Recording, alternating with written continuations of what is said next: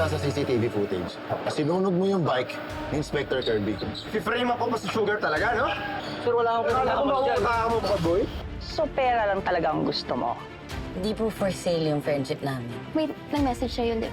Okay. Ito namang babaeng ito. Sino naman siya? It says here Yaya Lu, so I guess siya po yung yaya ko before when I was still a baby. May na-receive kaming tip galing sa isang babae.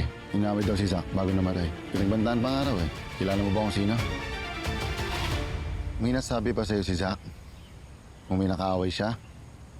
O may nagbanta sa kanya? No, he didn't tell me anything. Sigurado ka? Yeah, I don't lie, Inspector. I learned my lesson nung bata pa ako. Babae yung nag-tip, right? May idea na ba kayo dun sa identity niya? Bakit mo tinatanong? Nothing. I'm just worried. Kasi, you know, marami ng mga pranksters ngayon. I mean, you might be wasting your time on a false lead. Naninigurado lang kami. Trabaho namin na i-follow up ang mga leads kung valid o hindi. Partner. Umatras nung nag-message eh. Hindi na daw siya darating. Is there a problem? Wala naman. Babalik na muna kami sa presinto.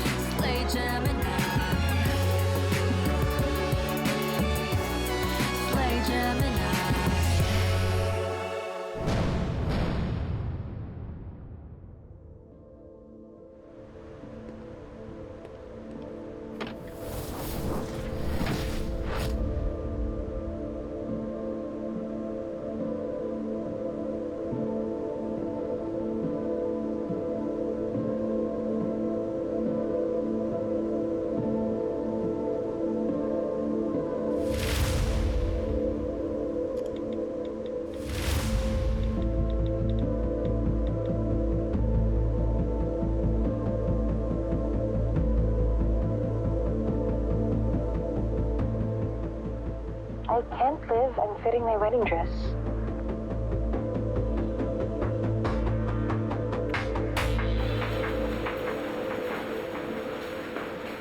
Eman, bisita mo.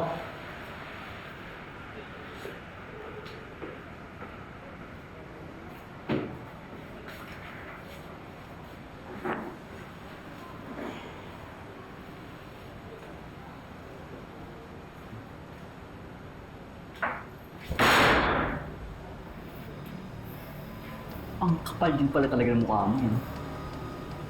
Pupunta-punta ka pa dito. Magalit ka kung kailangan mong magalit sa akin. Talagang galit ako. Okay. May kailangan lang akong tanungin.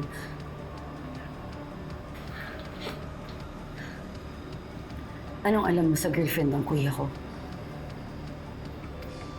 Kilala mo ba siya?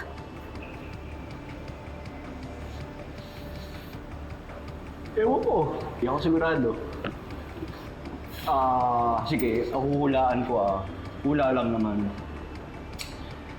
Baka napag-serban mo ng kape? O kaya makatrabaho mo na? O kaya naman baka pwedeng kaibigan mo. Eh, mandiretsuhin mo na lang ako. Ano ba, para ka namang bata eh. Hindi mo alam. Sobrang inexcite mo naman. Maraming baho yung kuya mo. I love the fit of the corset. Maybe we're gonna do beadwork here na lang, no? right? You're going to be the sexiest and beautiful. Taba mo. You should lose more weight, anak, para naman maganda ka sa wedding mo. Ma, I don't think I need any of those. If I go on a stricter diet, baka maging bridezilla naman ako, and we don't want that. Right, Miss A. You are beautiful, just as you are. Tin mo pa. Miss A, I guess, you gain a little weight.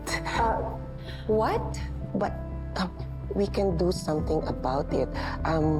Maybe I can adjust the gown or just, switch to stretchy fabric.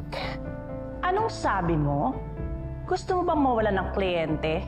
No, madam. I thought it's okay to raise this concern now since nakapag-comment kayo sa weight ng bride.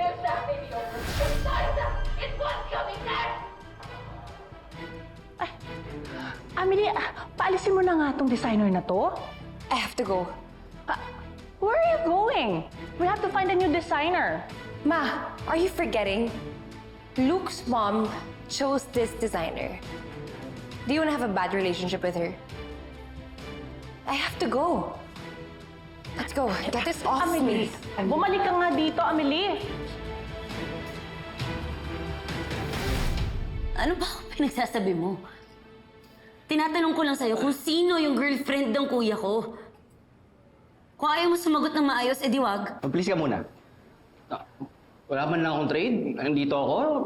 Nakakulong ako. Sige. Basta ang alam ko lang, kapag jowa ng mayamang babae ang buyan. Akala niya siguro, yaman din siya. Ayaw nga pasabi sa akin yung pangalan. Kala man maaagawin ko. Hindi yan gagawin ng kuya ko. Talaga? Oo, gusto naming yumaman. Pangarap namin yun. Ikaw din naman, di ba? Lahat naman tayo eh. Alam ng kuya ko na pinagtatrabahuhan ng pera. Hindi yun dinadaan sa pagjojowa. Oo. Masipag kuya mo. Sipag siya. Nasaksihan ko yun eh. Sa pagbebenta ng steroids. Hindi mo na naman alam. Kaso wala. Ginagastos siya lang din sa girlfriend niya. Baka gumagamit din siya para manalo sa laban. Hindi yun totoo. Sinisiraan mo lang siya. Ano ka ba? Pupunta-punta ka dito tapos magkatanong ka sa akin tapos di ka maniniwala. Kung pitsiraan kaya kita.